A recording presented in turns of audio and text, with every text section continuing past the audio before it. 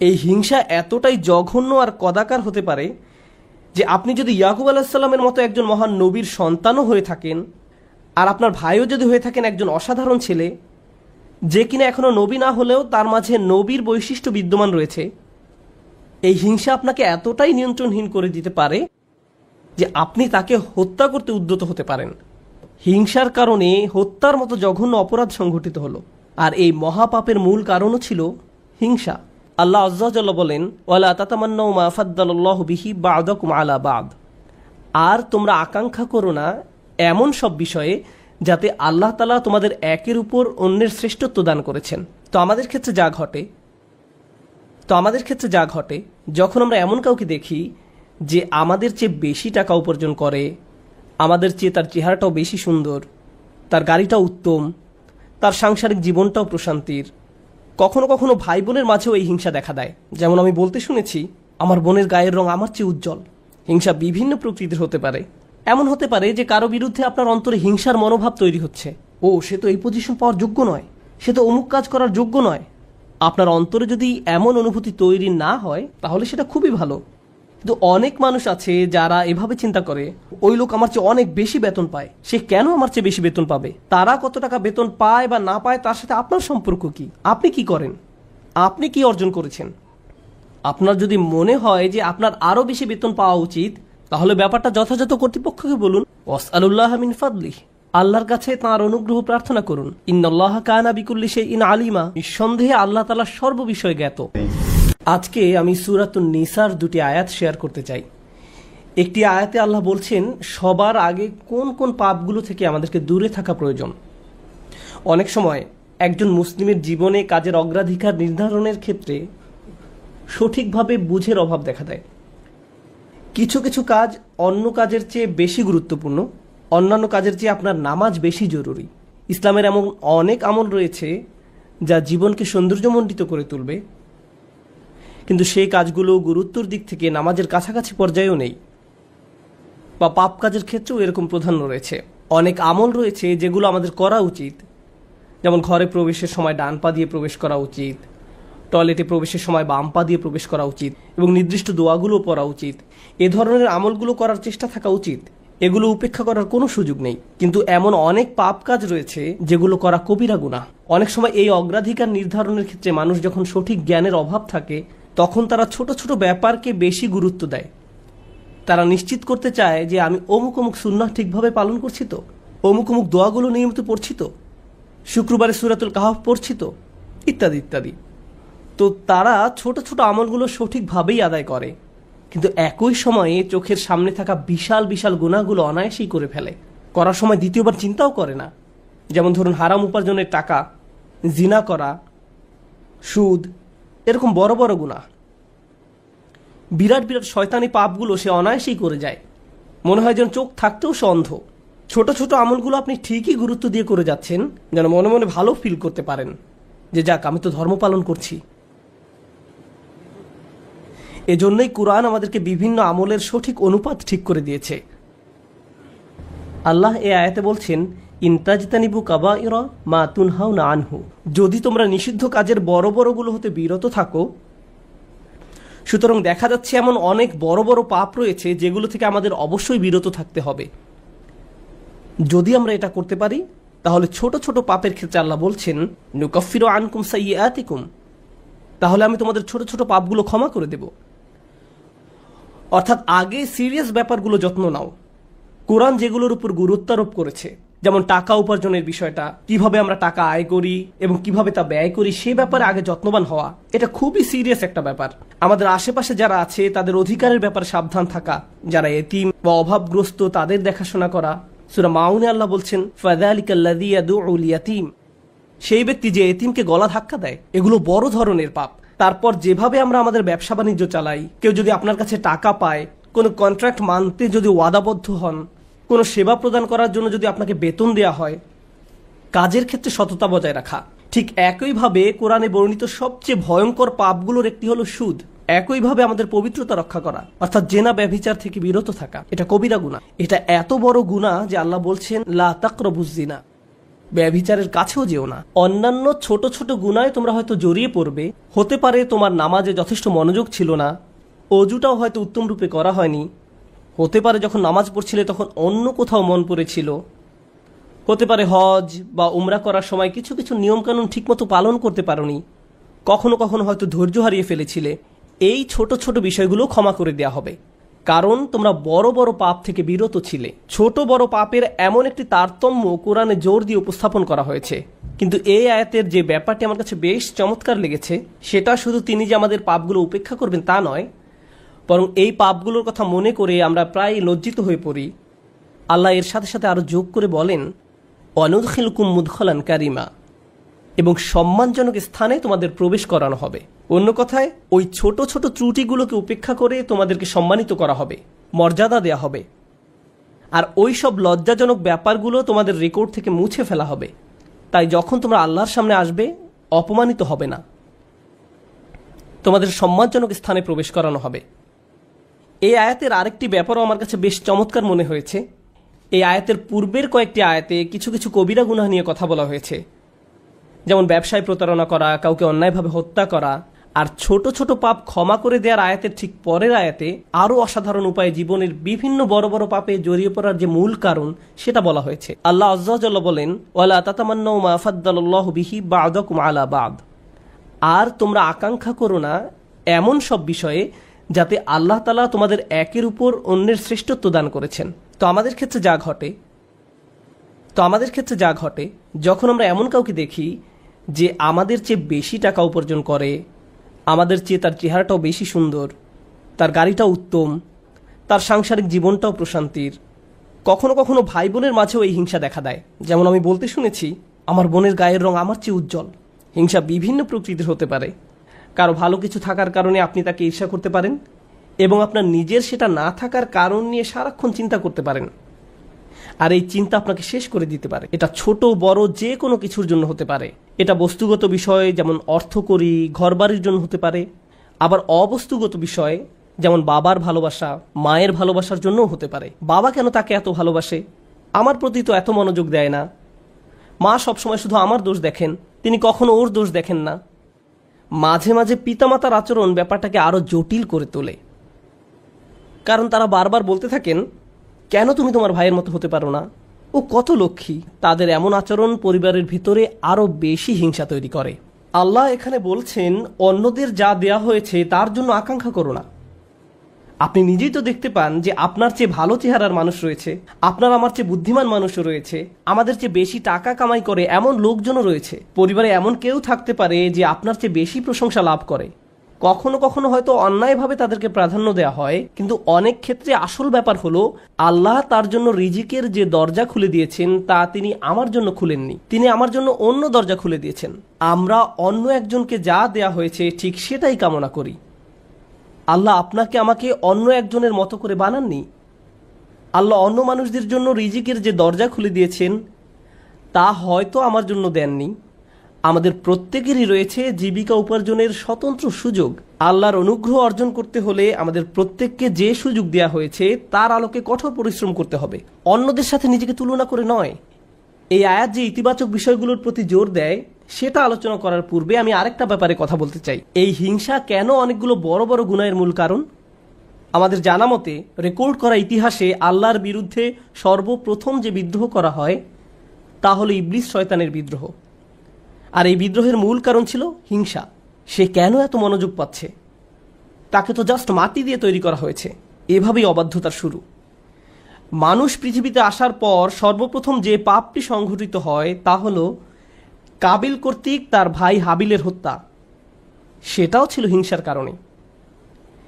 এই হিংসা এতটাই জঘন্য আর কদাকার হতে পারে যে আপনি যদি ইয়াকুব আলাইহিস সালামের মতো একজন মহান নবীর সন্তানও হয়ে থাকেন, আর আপনার ভাইও যদি হয়ে থাকেন একজন অসাধারণ ছেলে যে কিনা এখনো নবী না হলেও তার মাঝে নবীর বৈশিষ্ট্য বিদ্যমান রয়েছে, এই হিংসা আপনাকে এতটাই নিয়ন্ত্রণহীন করে দিতে পারে যে আপনি তাকে হত্যা করতে উদ্যত হতে পারেন। আমি যা বোঝাতে চাচ্ছি তা হলো, হিংসা এবং ঈর্ষাকে ছোট করে দেখা উচিত নয়। ব্যাপারটাকে এমন মনে হতে পারে যে এটি আমার আপনার ভিতরে একটা অনুভূতি মাত্র। মূলত হিংসার আরবি শব্দ হলো হাসাদ, আর হাসাদ শব্দের শাব্দিক অর্থ হলো আঁচড়। তারা এটাকে এভাবে বর্ণনা করে, হিংসা হলো মনের ভিতরে একটি চুলকানি। ঠিক শরীরের চামড়ার উপর কোনো পোকামাকড় কামড় দিলে আপনি যেমন চুলকাতে চান, সেরকম এটি যত চুলকাবেন অবস্থা তত খারাপ হবে। আপনার উচিত হলো একে উপেক্ষা করা, এবং এক সময় এটা এমনিতেই ভালো হয়ে যাবে। আপনাকে এটা উপেক্ষা করতে হবে, এটাই হাসাদ। ইমাম হাসান রাদিয়াল্লাহু তাআলা আনহু বলেন, আমি হিংসুকের চেয়ে এমন কোনো অনিষ্টকারী দেখিনি যাকে আসলে বেশি ক্ষতিগ্রস্ত ব্যক্তির মতো দেখায়। সাধারণত কেউ ক্ষতি করলে অন্য একজন তার এই ক্ষতির কারণে ক্ষতিগ্রস্ত হয়, কিন্তু হিংসার ক্ষেত্রে ক্ষতিকারী নিজেই নিজের ক্ষতি করে। সে হিংসা করছে, কিন্তু এই হিংসার কারণে নিজেই নিজের অনিষ্টের শিকার হচ্ছে। আর এ কারণেই সূরা ফালাকে হিংসুকের হিংসা থেকে আমরা আল্লাহর নিকট আশ্রয় প্রার্থনা করি। ওয়া মিন শাররি হাসিদিন ইযা হাসাদ, হিংসুকের অনিষ্ট থেকে যখন সে হিংসা করে, ঠিক সেই মুহূর্তে যখন সে হিংসা করে, এটা খুবই গুরুত্বপূর্ণ একটা ব্যাপার। এই হিংসার কারণে আপনার আমার জীবনে ভয়ঙ্করতম সমস্যা তৈরি হতে পারে। এখন আমি নিজেকে বিশ্লেষণ করতে চাই, যখন আমি নিজেই অন্যকে হিংসা করতে শুরু করি, তখন কোন কোন ধরনের নিয়ামত থেকে নিজেকে বঞ্চিত করি। যখন আমি নিজেই অন্যের উন্নতি সহ্য করতে পারি না, ব্যাপারটা আর একটু খোলাসা করে বলছি। তামান্নি জাওয়ালিন নি'মা লিদুনিহি, আপনি ইচ্ছা করেন যে তার যেন এই নিয়ামতটি না থাকে। ব্যাপারটা এমন নয় যে আচ্ছা ওই ভাই খুবই শক্তিশালী, ইস আমি যদি তার মতো শক্তিশালী হতাম। না না না, আমি ইচ্ছা করি যে সে অসুস্থ হয়ে পড়ুক আর আমি শক্তিশালী হয়ে উঠি। আপনি ইচ্ছা করেন তার মাঝে যেন ওই ভালো বিষয়টা না থাকে। কোন কারণে সে ওইটা পাবে? আচ্ছা সে প্রমোশন পেয়েছে, এখন আমারও ইচ্ছা হয় যে আমিও যেন প্রমোশন পাই। না না না, হিংসা হলো আমি চাই সে বরখাস্ত হোক আর আমি প্রমোশন পাই। আপনি তার ব্যর্থতা দেখতে চান, আপনার ভেতরের কিছু একটা চায় তার যেন পতন ঘটে। তার পতনের ফলে আপনার জীবিকায় সমৃদ্ধি আসে না, আপনার এতে কোনো উপকার হয় না, তবু আপনার ভেতরের কিছু একটা তার পতন কামনা করে। যদি তার পতন ঘটে তাহলে আপনার কাছে তা ভালো লাগবে। এটাই হলো হাসাদ। কিভাবে এটা একজনের ভালো দিক ধ্বংস করে দেয়? আমরা ইবলিস শয়তান সম্পর্কে জানি। আল্লাহ তাকে ফেরেশতাদের কাতারে রেখেছিলেন, এর চেয়ে উন্নত কোনো মর্যাদা হতে পারে না। কিন্তু হিংসা তাকে এত উচ্চ পর্যায় থেকে একেবারে নিম্নতম পর্যায়ে নামিয়ে দিয়েছে, আল্লাহর নিকট থেকে বহু দূরে সরিয়ে দিয়েছে। চিন্তা করতে পারেন, এত বড় মর্যাদা কেড়ে নেওয়া হলো, এর মূল কারণ ছিল হিংসা। চিন্তা করতে পারেন, মূল কারণ হলো নিজেকে অনেক বড় কিছু মনে করা। হিংসার কারণে হত্যার মতো জঘন্য অপরাধ সংঘটিত হলো। আল্লাহ সূরা আরাফে বর্ণনা করেন, কাআন্নামা কাতালান নাসা জামিআ, সে যেন গোটা মানব জাতিকে হত্যা করলো। হিংসার কারণে হত্যার মতো জঘন্য অপরাধ সংঘটিত হলো, আর এই মহাপাপের মূল কারণও ছিল হিংসা। এই সকল উদাহরণের মূল শিক্ষা হলো আমাদের নিজেদেরকে ভালো করে বিশ্লেষণ করে দেখা উচিত আমরা নিজেরা এই রোগে আক্রান্ত কিনা। ভালো করে খতিয়ে দেখা উচিত আমাদের মাঝে এই ঘৃণ্য ব্যাধিটি আছে কিনা। মানুষ শুধু টাকা পয়সা নিয়ে হিংসা করে না, মানুষ প্রায় সব কিছু নিয়ে হিংসা করে। পরিবারের সবার মনোযোগের কেন্দ্রবিন্দু হওয়া, এটা এমনকি ধর্মীয় পরিমণ্ডলেও ঘটতে পারে। ভাই জানেন, অমুক শায়েখ, তার ভিডিও মানুষ বেশি দেখে। আপনি তার ফলোয়ারদের সাথে নিজের ফলোয়ারদের তুলনা করছেন কেন? মাহফিলে তাকে কেন প্রধান বক্তা করা হলো, তাকে কেন সবচেয়ে ভালো সময় বক্তব্য দিতে দেয়া হলো? এমন ঘটনা মসজিদেও ঘটতে পারে। ভাই দেখেছেন তারা কত টাকা তুলেছে, আমরা এত টাকা তুলতে পারিনি। আর এই মনোভাব প্রতিযোগিতায় সীমাবদ্ধ থাকে না, হিংসায় পরিণত হয়। কেন তারা আমাদের চেয়ে ভালো করছে? এই হিংসা এমনকি ধর্মীয় পরিমণ্ডলেও আঘাত করতে পারে। মদিনায় আসার পর সাহাবীরা ধারণা করেছিলেন মদিনার ইয়াহুদিরা সবার আগে ইসলাম ধর্ম গ্রহণ করবে। এ সম্পর্কে কোরআনে এসেছে, আফাতাতমাউনা আইয়ুমিনু লাকুম, তোমরা কি আশা করো যে তারা তোমাদের কথা ঈমান আনবে? কারণ তারা আহলে কিতাব, তারা ওহী অবতীর্ণ হওয়া সম্পর্কে অবগত ছিল। তারা রাসূল সাল্লাল্লাহু আলাইহি সাল্লামকে সেভাবে চিনত যেভাবে তারা তাদের ছেলে মেয়েদের চিনতে পারত। এর কারণ ছিল আসলে হিংসা। তারা এই ব্যাপারটা মেনে নিতে পারেনি যে নবী প্রেরণের অনুগ্রহটি বনী ইসরায়েলদের কাছ থেকে অন্যদের কাছে চলে যাবে। তারা চাইতো ওহী মুহাম্মদ সাল্লাল্লাহু আলাইহি সাল্লামের কাছে না এসে তাদের কারো কাছে আসুক। জীবনের এমন কোনো দিক নেই যেখানে হিংসার আক্রমণ হওয়ার সম্ভাবনা নেই। এটা আপনার চাকরি জীবনে প্রভাব ফেলতে পারে, ব্যবসায়িক জীবনে প্রভাব ফেলতে পারে, আপনার পারিবারিক জীবন, ব্যক্তিগত জীবন, ধর্মীয় জীবন, সামাজিক জীবন থেকে শুরু করে জীবনের প্রতিটি ক্ষেত্রে এর প্রভাব পড়তে পারে। সম্প্রতি বিশ্বের বিভিন্ন প্রান্তে ভ্রমণ করার অভিজ্ঞতা থেকে আমি এক নতুন ধরনের হিংসা সম্পর্কে অবগত হয়েছি। অনেক বোন এসে আমার কাছে প্রশ্ন করেন, এটা বলার কারণে হয়তো আমি সমস্যায় পড়তে পারি, যাই হোক, কোরআনে কেন পুরুষদের জন্য অমুক অমুক বিধান দেয়া হয়েছে আর নারীদের জন্য সম্পূর্ণ ভিন্ন বিধান দেয়া হয়েছে? পুরুষদের কেন বোরকা পড়তে হয় না? আমাকে এই প্রশ্ন করা হয়েছিল। ডিভোর্স আইনের ক্ষেত্রে দেখা যায় আইনগুলো কেমন যেন পুরুষের অনুকূলে। মহিলারা জান্নাতে কি পাবে? আমি বলছি না যে এই প্রশ্নগুলোকে উপেক্ষা করতে হবে, কিন্তু এখানে একটা ব্যাপার আমাদের সাবধান থাকতে হবে। আমরা আল্লাহ সুবহানাহু ওয়া তাআলা সম্পর্কে কথা বলছি। তিনি যখন কোনো বিধিবিধান নাজিল করেন, এই বিধানগুলো আমি প্রবর্তন করিনি, আমি শুধু এই বিধানগুলো বোঝার চেষ্টা করেছি এবং শেখানোর চেষ্টা করছি। কিন্তু যিনি এই বিধানগুলো দিয়েছেন তিনি হলেন সবচেয়ে দয়াবান, ভালোবাসাপূর্ণ এবং সবচেয়ে ন্যায় বিচারক। যদি এই বিধান নিয়ে আপনার অন্তরে খুঁতখুঁতে ভাব থাকে এবং মনে মনে ভাবেন যে আমার মনে হচ্ছে এখানে ন্যায্য বিধান দেয়া হয়নি, এটা খুবই মারাত্মক একটি সমস্যা।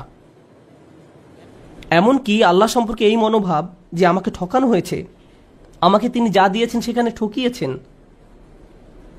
আমাকে পুরোপুরি বুঝতে হবে কেন তিনি আমাকে এটা করতে বলেছেন। একটা ব্যাপারে বলছি, উদাহরণস্বরূপ কেউ যদি আমাকে জিজ্ঞেস করে কেন আল্লাহ মহিলাদেরকে পর্দা করতে বলেছেন, আমার সৎ জবাব হবে আমি জানি না।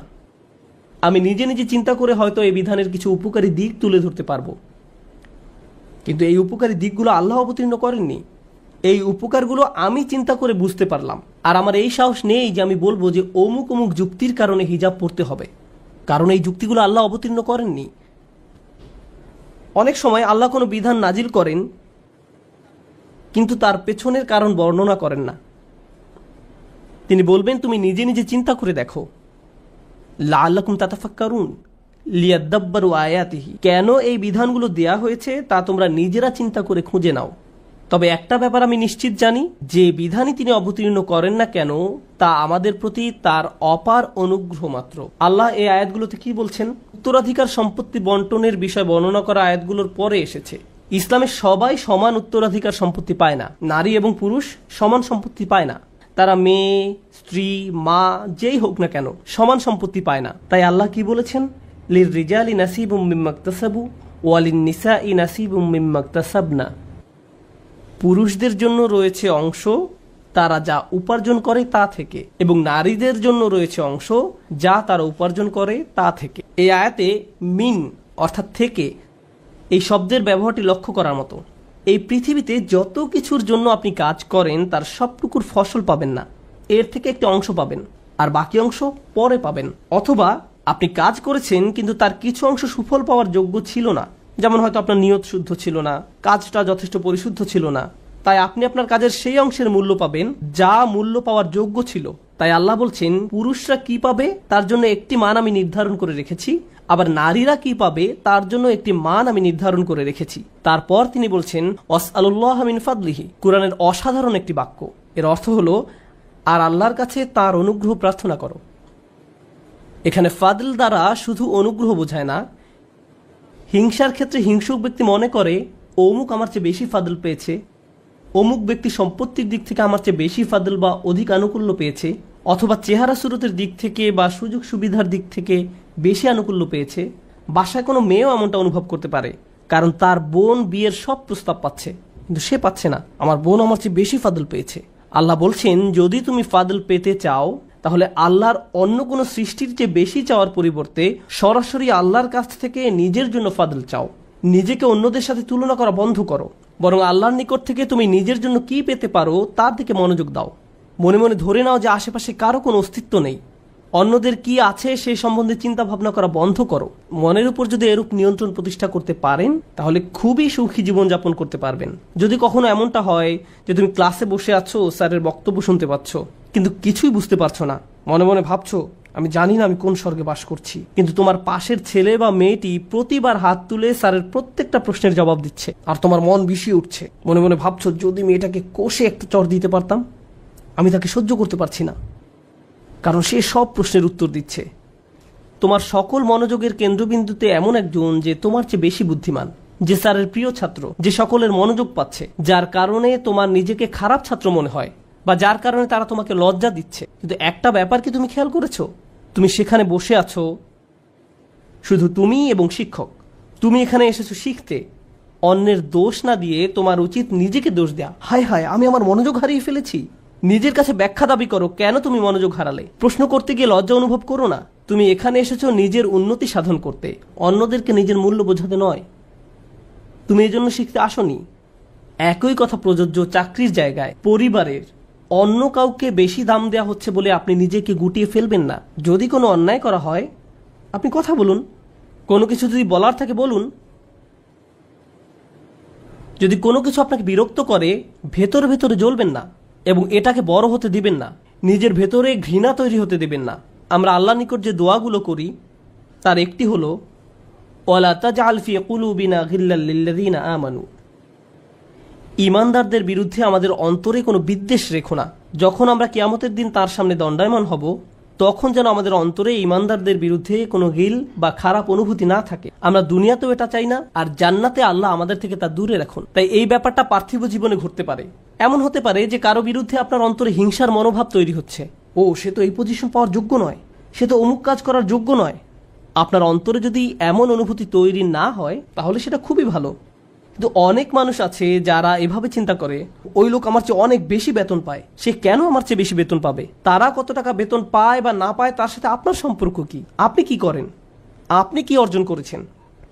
আপনার যদি মনে হয় যে আপনার আরো বেশি বেতন পাওয়া উচিত তাহলে ব্যাপারটা যথাযথ কর্তৃপক্ষকে বলুন। ওয়াসআলুল্লাহ মিন ফাদলিহি, আল্লাহর কাছে তাঁর অনুগ্রহ প্রার্থনা করুন। ইন্নাল্লাহা কানা বিকুল্লি শাইইন আলিমা, নিঃসন্দেহে আল্লাহ তাআলা সর্ববিষয়ে জ্ঞাত। যখন আমরা অন্যের সাথে নিজেকে তুলনা বন্ধ করব, যখন পুরুষ বা নারী হিসাবে কি পেলাম বা কি পেলাম না এসব নিয়ে চিন্তা করা বন্ধ করব, অমুক অমুক ব্যক্তির কারণে আমি পেছনে পড়ে আছি এমন চিন্তা করা বন্ধ করব, আপনার এবং আল্লাহর মাঝে আর কেউ নেই।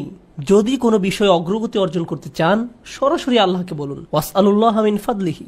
অন্যথায় সারা জীবন ধরে কেবল অন্যের বিরুদ্ধে অভিযোগই করে যেতে পারবেন। কিভাবে তারা আপনার প্রতি অন্যায় করেছে, কিভাবে তারা আপনাকে সুযোগ থেকে বঞ্চিত করেছে, কিভাবে সবাই পেয়েছে কিন্তু আপনি পাননি। আর এভাবে অভিযোগ করলে আপনার জীবন তো দুর্দশাগ্রস্ত হবেই, আপনার কারণে আপনার আশেপাশের মানুষের জীবনও দুর্বিষহ হয়ে পড়বে। এই আয়াতটি নিয়ে সর্বশেষ যা শেয়ার করতে চাই, বিশেষ করে যখন আমরা তেলাওয়াত করি ওয়া মিন শাররি হাসিদিন ইযা হাসাদ, এখানে ইজা শব্দটির দিকে বিশেষ মনোযোগ দিন। কেউ কেউ বলেন এখানে হাসাদকে বর্ণনা করা হয়েছে একটি গুণ হিসেবে, শুধুমাত্র শব্দগতভাবে ইসমে ফাইল হিসেবে নয়, বরং একজন মানুষের একটি খারাপ গুণ হিসেবে, অর্থাৎ এমন ব্যক্তি যার মাঝে হিংসার প্রবণতা আছে। কিন্তু ইজা শব্দটি একটি বিষয়ের প্রতি বিশেষ ইঙ্গিত করে। আপনার মাঝে যদি এই গুণটি থেকে থাকে তাহলে কোনো এক সময় কুৎসিত উপায়ে এর প্রকাশ ঘটবে, আজ না হোক কাল। খারাপ কিছু একটা আপনি করে বসবেন কারণ আপনার মাঝে খারাপ গুণটি আছে। আপনি নিজেও হাসিদ হতে চান না, হিংসুক হতে চান না। আবার যারা হিংসা করে তাদের অনিষ্ট থেকে বাঁচতে চান। আমরা দোয়া করি আল্লাহ যেন আমাদেরকে হিংসুক হওয়া থেকে রক্ষা করেন এবং যারা আমাদের বিরুদ্ধে হিংসা করে তাদের অনিষ্ট থেকেও যেন রক্ষা করেন। আল্লাহ যেন আমাদের ভালো কাজগুলোকে নষ্ট হওয়া থেকে রক্ষা করেন। আমরা জানি রাসূল সাল্লাল্লাহু আলাইহি সাল্লাম বলেছেন, আগুন যেমন শুকনো কাঠ জ্বালিয়ে ফেলে তেমনি হিংসাও একজন ব্যক্তির ভালো কাজগুলোকে জ্বালিয়ে দেয়। কেন তিনি এমনটি বলেছেন? কারণ যখন আপনার মাঝে হিংসা দেখা দেয় তখন আপনার পক্ষে কৃতজ্ঞ হওয়া অসম্ভব। কারণ যখন হিংসা করেন তখন আপনার কি নেই কেবল তা নিয়েই আপনি চিন্তা করেন। আর আল্লাহর সাথে আমাদের সম্পর্ক নির্ভর করে একটি বিষয়ের উপর, তা হলো আমাদের কি কি আছে তা সব সময় স্বীকার করে যাওয়া। এভাবেই আমরা আল্লাহর প্রতি কৃতজ্ঞ হয়ে উঠি। যদি আপনার অন্তরে হিংসার বসবাস থাকে তাহলে কোনোভাবেই আপনার পক্ষে আবদান শাকুরা অর্থাৎ আল্লাহর কৃতজ্ঞ বান্দা হওয়া সম্ভব নয়। আল্লাহ আযজা ওয়া জাল্লা আমাদের অন্তর থেকে হিংসা দূর করে দিন, আমাদেরকে সত্যিকার অর্থে কৃতজ্ঞ বান্দা বানিয়ে দিন। আল্লাহ সঠিকভাবে তার অনুগ্রহ চাওয়ার মতো তৌফিক দান করুন এবং আমাদের জীবনকে আরও সুন্দর করে দিন। বারাকাল্লাহু লি ওয়া লাকুম ফিল কুরআনিল হাকিম ওয়া নাফা'নি ওয়া ইয়্যাকুম বিল আয়াতি ওয়াজ যিকরিল হাকিম। আমি আপনাদের সাথে কথা বলতে যাচ্ছি মুসলিম তরুণদের মাঝে একটা সংস্কৃতি নিয়ে, যারা কোনো ধর্মীয় পথের ভিতর দিয়ে যাচ্ছে, বিশেষ করে পশ্চিমা সমাজে। অনেক সময় মুসলিম তরুণরা যে জীবনযাপন করে তাকে বলা যেতে পারে, মনে করুন পার্টিং, ঠিক আছে, এবং তারপর জীবনে কোনো এক সময় তারা বিশেষ উপলব্ধির মুখোমুখি হয় এবং দিনের পথে চলতে শুরু করে।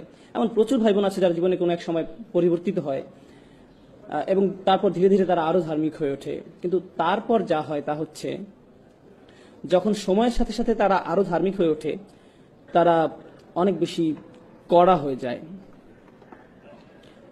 খুবই উৎসাহী হয়ে পড়ে, আবেগপ্রবণ হয়ে পড়ে এবং নিজেদের জন্য নিজেরাই কোনো শিক্ষক খুঁজে নেয়। সেই শিক্ষক হচ্ছে কখনো কোনো মানুষ, কখনো কোনো সিরিজ লেকচার, কখনো কোনো ওয়েবসাইট, কখনো কোনো ব্লগ, কখনো অপরিচিত কোনো নাম। কিন্তু সেটা যাই হোক না কেন, তারা নিজেদের জন্য একটা জ্ঞানের উৎস খুঁজে নেয়, যেটাকে তারা সঠিক বলে মনে করে। এর প্রতি তারা খুবই অনুরক্ত হয়ে পড়ে এবং আস্তে আস্তে যা ঘটতে শুরু করে তা হচ্ছে তারা খুব কঠোর, খুব অনমনীয় হয়ে ওঠে। তারা লক্ষ্য করতে শুরু করে যে তাদের চারপাশে মানুষরা ঠিক তাদের মতো না। তারা যাকে শিক্ষক মানে, তার চারপাশে মানুষরা তাকে শিক্ষক মানে না। তারা যেভাবে দিনকে বোঝে, অন্যরা সেভাবে বোঝে না। তাই প্রথমে যা হয় তা হচ্ছে তারা তাদের চারপাশের, বিশেষ করে তাদের পরিবারের মানুষদের ব্যাপারে হতাশ হতে শুরু করে। মুসলিম তরুণটি ভালো দিকে পরিবর্তন হতে শুরু করলে সবার আগে যাদের প্রতি হতাশ হয় তাহলে তার পরিবার। কেন তোমরা বোঝো না? এটাই দিন পালনের সঠিক পথ। এবং এমন আরো অনেক অনেক সংঘর্ষের সৃষ্টি হয়। আপনি যদি মুসলিম হন এবং আপনার পরিবার যদি অমুসলিম হয় তাহলে তা আরো বেড়ে যায়। কিন্তু মুসলিম পরিবারের মাঝে থেকেও যদি আপনি দিনকে নতুন করে আবিষ্কার করেন তাহলেও এমন সমস্যার সম্মুখীন হতে হয়। এরকম সমস্যা শুধু যে পরিবারের মাঝে সীমাবদ্ধ থাকে তা নয়, বরং বন্ধু মহলেও বিস্তার ঘটে। অনেক সময় এমন হয় যে আপনার দীর্ঘদিনের বন্ধু, কিন্তু সে কোনো ধর্মীয় পথের ভিতর দিয়ে যাচ্ছে না, বা হয়তো সে যাচ্ছে কিন্তু পথটা ঠিক আপনার মতো না, আপনার দিনের বুঝ হয়তো তার মতো না, অথবা কিছু বিষয় হয়তো তারা আপনার মতো এতটা কঠোর না, এবং এটা আপনার পক্ষে মেনে নেওয়া খুব কষ্টকর হয়ে যাচ্ছে। আপনি তখন তাদের প্রশ্ন মানে জর্জরিত করে তোলেন। যখন আপনি এমন মানুষদের সংস্পর্শে আসেন যারা দিনকে আপনার মতো করে দেখে না, তখন এটাকে কেন্দ্র করে আপনি তাদের বুঝিয়ে দেন যে তারা ভুল আর আপনি ঠিক। এভাবেই তাদের দিন পালন করা উচিত এবং এছাড়া কোনো পথ নেই, ইত্যাদি ইত্যাদি। এমন এক ধরনের আচরণ গড়ে ওঠে বিশেষ করে তরুণদের মাঝে। এমন আচরণের পিছনে অনেক কারণ রয়েছে। তরুণরা তরুণীটি নিজে মনে করে যে সে যা করছে তা হচ্ছে আমর বিল মারুফ ওয়া নাহই আনিল মুনকার। তারা মনে করে যে তারা ভালো কাজে আদেশ দিচ্ছে এবং মন্দ কাজে নিষেধ করছে। তারা তো তাদের ভাই বোনদেরকে হাদিস বা কোরআনের আয়াতই বলছে, ভালো কাজই তো করছে, এটাই তো তাদের করা উচিত, এমন কথাই তাদের মাথায় থাকে। তারা যা বুঝতে পারে না তা হচ্ছে এখানে আরো একটা ব্যাপার ঘটছে, অন্য আরো কিছু ঘটছে। দিনের পথে আসার আগে আপনি হয়তো বন্ধু মহলের মনোযোগের কেন্দ্রবিন্দু ছিলেন, আপনি গুন্ডা মাস্তান যাই ছিলেন না কেন সকলের মধ্যমণি হয়ে থাকতেন। যখন আপনি ধর্মের পথে আসলেন তখন আপনাকে ঘিরে আর সেটা রইল না, কিন্তু আপনার তখন এমন কিছু একটা চাই। অন্যদের উপর নিজের আধিপত্য দেখানোর জন্য আপনার ভেতরে এক ধরনের জেদ কাজ করে। আপনার মনে হয় যে আমি মানুষকে দেখাতে চাই কোনো না কোনো ভাবে আমি তোমাদের চেয়ে সেরা। এবং এই ঘুরপথে চলতে গিয়ে বেশিরভাগ সময় নিজের অজান্তেই, অধিকাংশ সময় তারা মানুষকে যে ধর্মীয় মতামত প্রদান করে তার মাধ্যমে তারা নিজেদের শ্রেষ্ঠত্ব দেখাতে চায়। তারা মানুষের কাছে প্রমাণ করে দিতে চায় যে অন্যরা আসলে ধর্মটা ঠিকমতো জানে না, আমি ধর্ম সম্পর্কে ঠিকমতো জানি। আসো তোমাকে বলি কোনটা সঠিক, আসো তোমাকে আয়াতটা শিখাই, তোমাকে হাদিসটা শিখাই, তুমি জানো না এটা এভাবে না ওভাবে। মানে ধর্ম নিজেই আপনার ইগো প্রকাশের মাধ্যম হয়ে ওঠে। এমন ঘটনা খুবই দুঃখজনক, কারণ ধর্ম নাজিল হয়েছিল যেন আমরা নিজেদের বিনয়ী করে তুলি, কিন্তু এখন আমরা সেই একই ধর্ম ব্যবহার করছি নিজেদের অহংকার প্রকাশ করতে, দাম্ভিকতা প্রকাশ করতে। তবে এটা এমন নয় যে শুধু আমাদের তরুণদের মাঝেই ঘটে থাকে, বরং বড়দের মাঝেও হয়। আপনারা ইবলিসের কথা জানেন, সে কিসে আল্লাহর অবাধ্য হয়েছিল? সে সিজদা করতে রাজি হয়নি। আদম আলাইহিস সালামকে আল্লাহ কি কাজ দিতে যাচ্ছিলেন, কেমন উচ্চ বেতন তিনি পেতে যাচ্ছিলেন, আদম আলাইহিস সালাম কি পদোন্নতি পেতে যাচ্ছিলেন, যেটা দেখে ইবলিস বলে উঠেছিল না না না না আমি এই কাজের জন্য বেশি উপযুক্ত। কি ছিল সেই কাজ? আল্লাহ তাআলা কি উদ্দেশ্যে মানুষ সৃষ্টি করেছিলেন? ইবাদতের উদ্দেশ্যে, ঠিক। এবং আদম আলাইহিস সালামকে বলা হয়েছিল ইন্নী জাইলুন ফিল আরদি খলিফা। আল্লাহ ওনাকে কোথায় ন্যস্ত করেছিলেন? পৃথিবীতে। এবং এটা কি ছিল? আল্লাহর কাজ করার দায়িত্ব। এটা একটা ধর্মীয় উপাধি। আরো সহজভাবে যদি বলি, আদম আলাইহিস সালামকে ধর্মীয় সম্মাননা দেওয়া হয়েছিল, দুনিয়াবী সম্মান না। উনাকে কোনো উচ্চ বেতন বা বিলাস বাড়ি দেওয়া হয়নি, ওনাকে ধর্মীয় মর্যাদা দেওয়া হয়েছিল। তাই আপনি যদি এই বিষয়টা নিয়ে ভাবেন তাহলে কিছুটা অবাক হবেন। ইবলিস এক ধর্মীয় মর্যাদার কারণে আদম আলাইহিস সালামকে হিংসা করেছিল, তার ইগো প্রকাশ পেয়ে গিয়েছিল, কারণ সে মনে করেছিল আল্লাহর দিনের কাজ করার জন্য আদমের চেয়ে সে বেশি যোগ্য, দিনের কাজ করার জন্য আমি বেশি যোগ্য। এবং এই অহংকার প্রকাশ পেয়ে যায় যখন কেউ দাবি করে যে মসজিদের সভাপতি হওয়ার জন্য আমি বেশি উপযুক্ত, সভাপতি পদের জন্য আমি বেশি উপযুক্ত। তাকে কেন বেছে নেওয়া হলো? কেন তাকে এই কাজ দেওয়া হলো? কেন আমাকে নেওয়া হলো না? এটা একটা ধর্মীয় কাজ। সভাপতি হলে আপনাকে টাকা দেওয়া হবে না, মসজিদ পরিচালনার জন্য তো আপনাকে নতুন গাড়ি দেওয়া হবে না। কিন্তু তারপরও আমেরিকা জুড়ে আমরা দেখতে পাই কিসের জন্য মানুষ জান দিয়ে লড়ে যাচ্ছে। ধর্মীয় খেতাবের জন্য। মসজিদ পরিচালনা কে থাকবে? কার কথা শোনা হবে? কিন্তু কেন? এই রোগের সূচনা কোথায় হয়েছিল? সেই কাহিনী যথেষ্ট পুরানো। এই রোগের ভাইরাস ইবলিসের থেকে শুরু হয়েছিল। সে ওই ধর্মীয় কর্তৃত্ব চেয়েছিল। মূল বিষয় হচ্ছে এটা এক প্রকার অসুখ, এবং এটা যদি কারো মাঝে থাকে তাহলে তার সেটা অতি সত্বর চিহ্নিত হওয়া উচিত। যখন আপনার মনে হয় ভাগ্যিস আমি ছিলাম, না থাকলে এই মানুষটির একদম বিপদে চলে যেতে হতো, এদের সঠিক পথ দেখানোর জন্য অন্তত আমি আছি, যদি এটা আপনার মনোভাব হয়, আপনি ভয়ঙ্কর সমস্যা আক্রান্ত। সত্যি আপনি ভীষণ সমস্যায় আছেন, কারণ আপনি ভাবছেন এই দিন কার উপর নির্ভর করে? আপনার উপর। দিনের আমাদেরকে প্রয়োজন নেই। আল্লাহর দিনকে আমাদের প্রয়োজন, কিন্তু আল্লাহর দিনের আমাদেরকে প্রয়োজন নেই। আল্লাহু গানিয়ুন হামিদ। আল্লাহ সুবহানাহু ওয়া তাআলা সমস্ত প্রয়োজন থেকে মুক্ত, তার আমাদেরকে প্রয়োজন নেই। আমাদের নিজেদের আরো বিনয় হওয়া দরকার। আমি এতক্ষণ ধর্মীয় দৃষ্টিকোণ থেকে ইগোর কথা বলছিলাম, কিন্তু পরিবারের মাঝেও দেখা যায় যে আমরা বলছি আমি মারা গেলে এই পরিবার দেখাশোনা কে করবে, কে বিল পরিশোধ করবে, আমি না করলে কে এসব করবে, এমন ভাবনা আপনার মনে আসে, ঠিক? কিন্তু আপনারা জানেন আমাদের মৃত্যু কবে হবে সেটা নির্ধারণ করা আছে। কিন্তু আপনি যতই ভাবুন না কেন যে আমার এত টাকা জমাতে হবে বা অত টাকা জমাতে হবে, আমাকে প্রমোশন পেতে হবে বা ইত্যাদি, আপনি চিন্তা করেন আপনাকে কি কি করতে হবে, কিন্তু যদি আল্লাহ তাআলা ঠিক করেন যে আপনি আজ রাতে মারা যাবেন, তাহলে যা নির্ধারিত তাই হবে। এবং আমি চলে যাওয়ার পর আমার সন্তান, আমার স্ত্রী, আমার স্বামী, যেই হোক না কেন, আল্লাহ তাআলা ইতিমধ্যেই তাদের দেখাশোনা করছেন। এটা কখনোই ভাবা উচিত না যে আমি তাদের দেখাশোনা করছিলাম, আল্লাহ তাআলা তাদের খেয়াল রাখছিলেন। আমি নিজেকে ভোলাচ্ছিলাম এই ভেবে যে সবকিছু আমার উপর নির্ভর করে। কোনো কিছু আমার উপর নির্ভর করে না। কারো ভালো করার ক্ষমতা আমার নেই, সকল ক্ষমতা আল্লাহর। যেহেতু ইগোই মূল সমস্যা, ইগো কোত্থেকে আসে? আপনার মধ্যে ইগো তখনই জন্মায় যখন আপনি সত্যিকার অর্থে আল্লাহর মহত্বকে মূল্যায়ন করতে ব্যর্থ হন, যখন আপনি আল্লাহকে সমাদর করতে জানেন না, তখন আপনি আল্লাহকে প্রশংসা করার স্থানে নিজের ব্যাপারে উচ্চ ধারণা পোষণ করেন। এখান থেকেই অহংকারের শুরু। সমস্যাটার গোড়া এখানেই। সুতরাং ইনশাআল্লাহ প্রথমে যে বিষয়টা আমি বলতে চাই তা হলো, সেসব মানুষ যারা ধর্মের লেবাস পরে থাকে, তারা দেখতে ধার্মিক, তাদের কথাবার্তা ধার্মিক, তাদের জ্ঞান আছে, আল্লাহ তাআলা যেন আমাদেরকে এইসব হতে রক্ষা করেন। এটা খুবই ভয়াবহ সমস্যা। এদেরকে যে মানুষটা দাঁড়িয়ে তার চেয়ে বেশি প্র্যাকটিসিং মনে হয়। অনেক বোনদের, যেসব বোনরা হিজাব পালন করে না, তাদের চেয়ে বেশি আল্লাহ ভীরু মনে হতে পারে। তাদেরকে বাইরে থেকে দেখতে খুবই ভালো লাগে, কিন্তু তাদের মধ্যে ইগো আছে। আপনার ভিতরে অন্যের সামনে নিজেকে মহান রূপে উপস্থাপন করার তাড়না আছে। আপনার মনে হয় যে আপনি বেশি ধার্মিক, আপনি বেশি যোগ্য, আপনি অন্যদের থেকে ভালো অবস্থানে আছেন। আর আপনি যদি মনের ভিতরে আরেকজন মুসলিমকে ছোট করে দেখেন, তার অবস্থা যেমন হোক না কেন, আপনি যদি এটা করেন, তাহলে আপনার হৃদয়ে যে জিনিসটা বাসা বেঁধেছে তা হলো কিবর, অহংকার।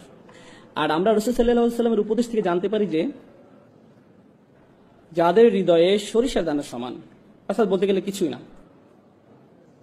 এমন অনুপরিমাণ অহংকার থাকে, তাদের জন্য জান্নাতের দরজা খোলা নেই। অনুপরিমাণ অহংকার থাকে, জান্নাতের দরজা তার জন্য খোলা নয়।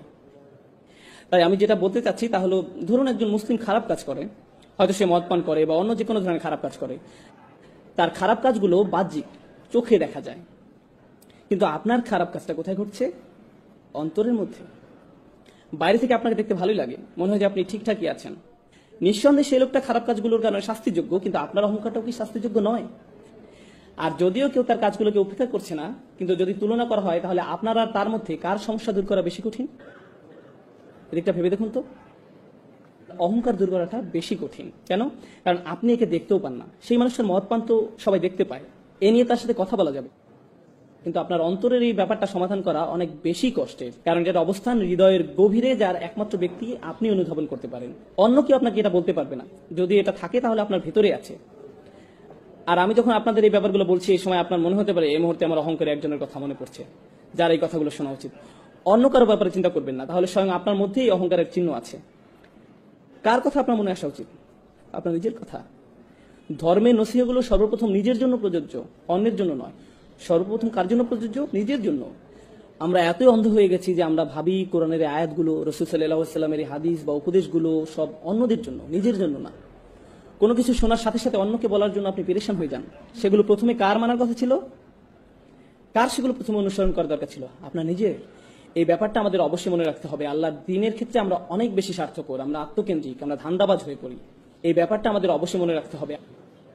যখন একজন স্বামী স্ত্রীর দায়িত্ব কর্তব্য সম্পর্কে কোনো হাদিস শোনে, তখন সে কি করে? সে তার স্ত্রীকে যেয়ে বলে, এই জানো আজ কি শুনেছি, মনে রেখো। এমনকি পিতামাতা, পিতামাতাও তাদের সন্তানদের সাথে কোন একটা শোনায়, অবিল ওয়ালিদাইনি ইহসানা, তোমার পিতামাতার সাথে সদ্ব্যবহার করো। এটাকে আত্মসেবা হয়ে যায় না?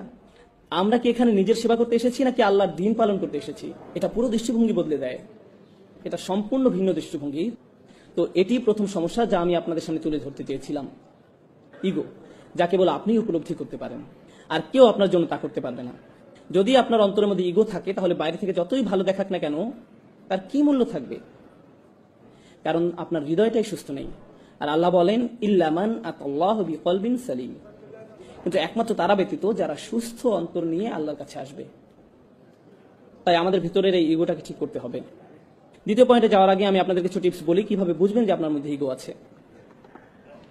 যদি কেউ আপনাকে কোনো বিষয় শুধরে দেয় আর আপনি খুবই অপমানিত বোধ করেন, আপনার যদি মনে হয় তুমি কিভাবে আমাকে এটা বলতে পারো, নিজেকে কি মনে করো, তার কি এমন যোগ্যতা আছে যে আমার ভুল ধরিয়ে দেয়, এটা যদি আপনার প্রথম প্রতিক্রিয়া হয়, তবে আপনার মধ্যে ইগো সমস্যা আছে।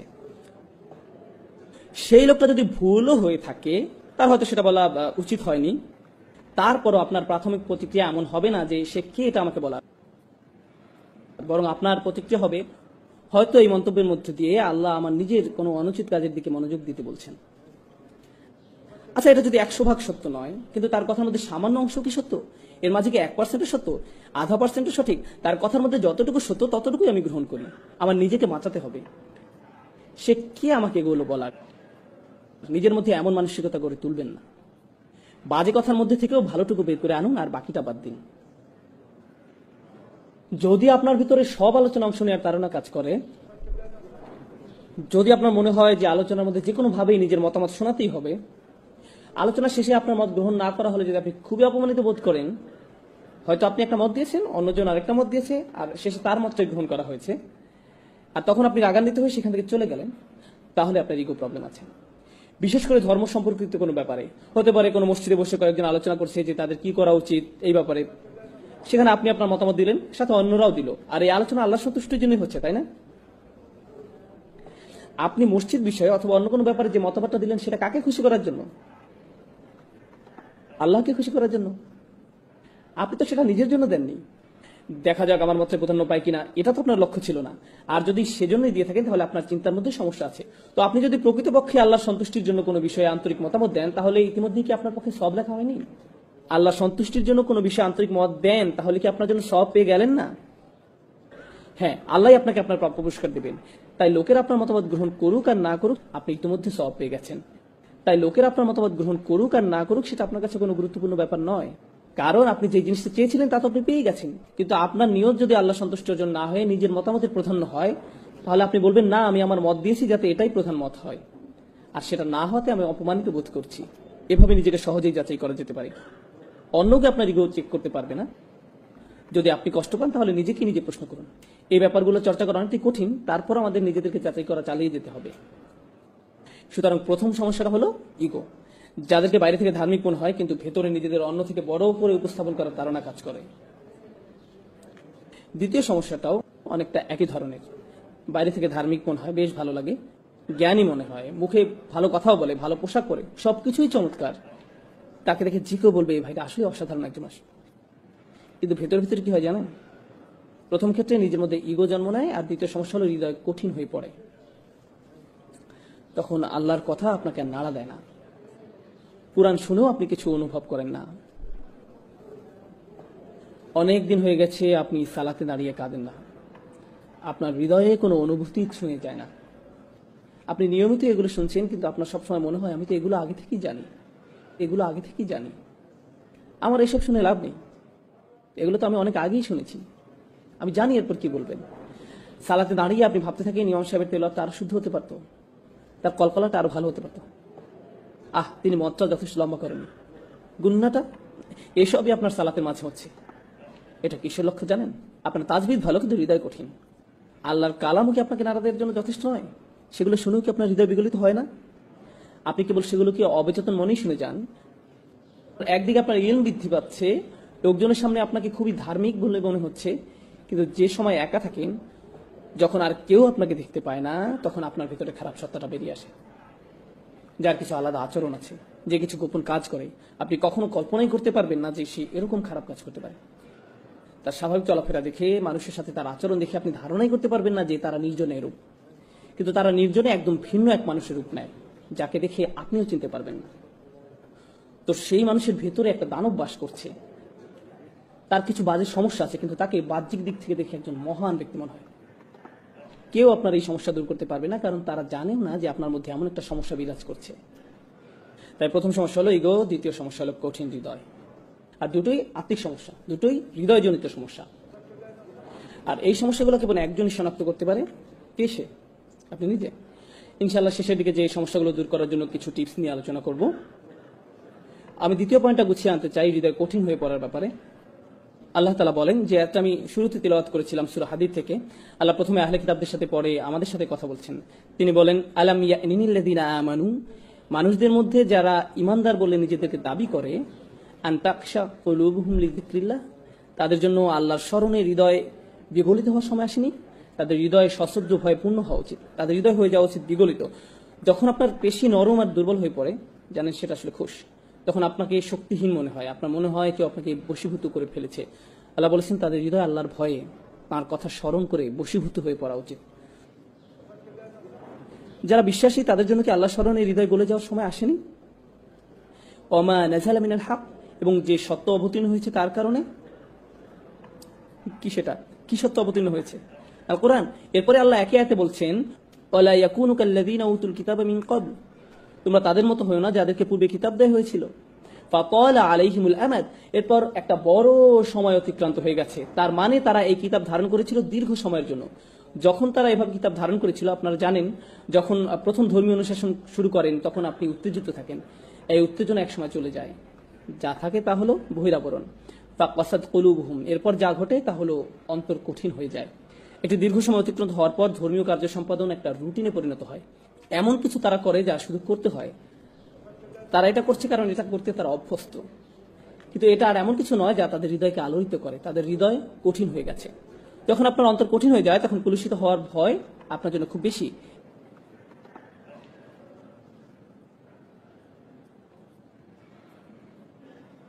এই জন্য আয়াতে বলা হয়েছে, ওয়াকাসিরুম মিনহুম ফাসিকুন, তাদের অধিকাংশই পাপাচারী। তাদের বড় একটা সংখ্যা হলো খারাপ। আয়াতটি শেষ হয়েছে আহলে কিতাবদের দিয়ে, কিন্তু কি দিয়ে শুরু হয়েছিল? আলাম ইয়ানিল্লাযিনা আমানু।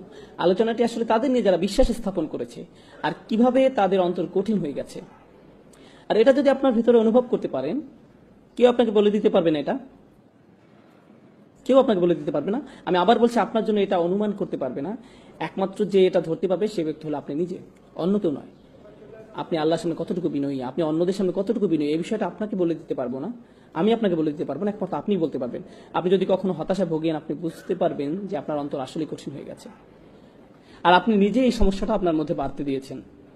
যখন কোনো ধর্মীয় ব্যক্তির উপস্থিতি খুবই ভীতিকর মনে হয়, কোনো দেখতে ধার্মিক লোক, তাকে দেখার সাথে সাথে আপনার মনে ভীতি তৈরি হয়, তাদের সাথে কথা বলতে আপনি আতঙ্কিত হন, তাদের আশপাশে যাওয়া আতঙ্কজনক হয় আপনার জন্য, আপনি আতঙ্কগ্রস্ত হয়ে পড়েন। অনেক সময় যেসব বোন হিজাব পরেন না, তারা হিজাব পর একজনকে আসতে দেখলে তারা রাস্তা ক্রস করে অন্যদিকে চলে যান। ওই যে হিজাব পুলিশ আসছে, এবং সে নিশ্চয়ই আমাকে এমন কিছু বলবে যে আমার মন খারাপ করে দিবে। এখন একদিকে এটা ভয়ের কারণ, অন্যদিকে কখনো এটা সত্যি। কিছু মানুষ রয়েছে যারা অন্যদের নিচু চোখে দেখে, তারা অন্যদের প্রতি মারাত্মক অধ্যত আচরণ করে। এখন আপনি আমাকে বলুন, কিছুদিন আগেও না আপনি পার্টি মাতিয়ে রাখতেন? যারা আপনার সাথে এভাবে কথা বলে তাদের আপনি কিভাবে জবাব দেন? আপনি কি ভুলে গেছেন যে আপনি কোথা থেকে এসেছেন, আল্লাহ আপনাকে কোথায় নিয়ে এসেছে? কারণ মানুষ ভুলে যায় যে তারা কি ছিল আর আল্লাহ তাদের কোথায় এনেছেন। তারপর কয়েক বছর অতিক্রান্ত হওয়ার পর যখন তারা ভালো হয়ে যায়, তখন এমন কাউকে দেখলে তারা বলে আস্তাগফিরুল্লাহ, সে এমন কিভাবে হলো? আপনি কোথায় ছিলেন? এই লোককে দেখে তো আপনার শিক্ষা নেওয়া উচিত। আপনি তো ঠিক তার মতোই ছিলেন। আল্লাহর যে রহমত আপনার উপর বর্ষিত হয়েছে তা আপনার স্মরণ করা উচিত। কুনতুম আলা শাফা হুফরাতিন মিনান নার, আপনি দোজখের একেবারে প্রান্তে ছিলেন। ফাআনকাযাকুম মিনহা, তিনি আপনাকে রক্ষা করেছেন। আর সেই আয়াতে আল্লাহ বলছেন, ফাআল্লাফা বাইনা কুলুবিকুম, তিনি তোমাদের অন্তরে ভালোবাসা সৃষ্টি করেছেন। আপনারা আপনাদের অন্তরসমূহের মাঝে যদি ভালোবাসা পেতে যান, তাহলে আপনাকে মনে রাখতে হবে যে আপনি নিজেও একদিন এই পথে ছিলেন, এবং আপনাকে সেখান থেকে রক্ষা করা হয়েছে। আপনাকে এজন্য রক্ষা করা হয়নি যে আপনি খুব স্মার্ট মানুষ, আপনি রক্ষা পাওয়ার যোগ্য। এটা আপনার প্রতি কার অনুগ্রহ ছিল? এটা আপনার প্রতি আল্লাহর অনুগ্রহ ছিল। কোন সাহস আপনি অন্যদের দিকে কিভাবে তাকান, কিভাবে এমন মন্তব্য করেন? এই দাম্ভিকতা জঘন্য ব্যাপার। এটা আপনার সকল ভালো কাজ ধ্বংস করে দিবে, সব ভালো কাজ ধুয়ে মুছে দিবে। অধিকাংশ ক্ষেত্রেই আমাদের যুবকরা যারা তীব্র বিতর্কে লিপ্ত হয়, যে কোনো বিষয় নিয়ে হতে পারে ধর্মতত্ত্বের বিষয়, হতে পারে ফিকের বিষয়, হতে পারে একটা সংগঠনের পদ নিয়ে, যে কোনো ব্যাপার নিয়ে হোক না কেন, আপনারা জানেন বিতর্কের মূল কারণ কি? ইগো। আসলে এটা আত্ম অহংকারের কারণে হয়ে থাকে। মানুষ স্কলারদের সম্পর্কে কথা বলে যেন তারা ক্রীড়াবিদকে নিয়ে কথা বলছে। ওই যে ওনার কথা আমার একদম পছন্দ হয় না, আমাকে মাফ করবেন, আপনি জানেন তিনি কত পরিশ্রম করেন আল্লাহর সন্তুষ্টির জন্য। যদি আপনি তার সাথে একমত নাও হন, প্রকৃত ব্যাপার হলে তিনি তার বাড়ি ত্যাগ করেছেন। তিনি যদি স্কলার নাও হন না কেন, তিনি বিশ্বের এক প্রান্ত থেকে আরেক প্রান্তে ভ্রমণ করেছেন শুধু জ্ঞান অর্জনের জন্য। রাতের পর রাত ব্যয় করেছেন প্রার্থনা করে, মুখস্থ করে, অধ্যয়ন করে। আর আপনি তার সম্বন্ধে এমন কি বা জানেন? তিনি কি বলছেন আমি পছন্দ করি না, আমার মনে হয় তিনি বিপদগামী। কোন সাহসে আপনি এটা বলেন? আপনি কি করেছেন? কিসে আপনার এমন অবস্থান নিয়ে যায় যে আপনি তার সম্বন্ধে এমন মন্তব্য করেন? আপনি যে কোনো মুসলিমের সাথে দ্বিমত পোষণ করতে পারেন, আপনার সাথে তার মতামত নাই মিলতে পারে, এক্ষেত্রে তাদের প্রতি আপনার প্রথম দৃষ্টিভঙ্গিটা কেমন হওয়া উচিত? আপনার কি এমন রায় দেওয়া উচিত যে তারা জাহান্নামের পথে? যদি আপনি সত্যিই তাদের ব্যাপারে উদ্বিগ্ন হয়ে থাকেন, সত্যিই তাদের ব্যাপার নিয়ে চিন্তিত হয়ে থাকেন, তাহলে তাদের এই সমস্যা নিয়ে আপনি অন্য কারোর সাথে কথা বলবেন না। আপনি কার সাথে কথা বলবেন? তাদের সাথেই কথা বলবেন। আপনি সরাসরি তাদের সাথে কথা বলবেন যদি আপনার মাঝে আন্তরিকতা থেকে থাকে। তাহলে আপনি আপনার উৎকণ্ঠার কথা অন্য কারো কাছে বলবেন না। অন্যথায় আপনার মাঝে আন্তরিকতার অভাব পরিলক্ষিত হয়। এর ফলে বোঝা যায় যে আপনার মাঝে ইগো আছে। আপনার নিজ দলের প্রতি আপনি পক্ষপাতিত্ব দেখাচ্ছেন, নিজ মতের পক্ষে দাঁড়িয়েছেন, বা অন্য সম্পর্কে আপনি যা তা বলছেন। এটা অপরিপক্ক, এটা দাম্ভিকতা, আত্মহংকারমূলক। এটা তাই যদি আমাদের অবস্থা এই পর্যায়ে এসে পৌঁছে, তাহলে আমাদের মধ্যে প্রতিষেধক প্রয়োজন। সর্বপ্রথম প্রতিষেধক হলো আশা হারিয়ে যায়নি। সুবহানাল্লাহ।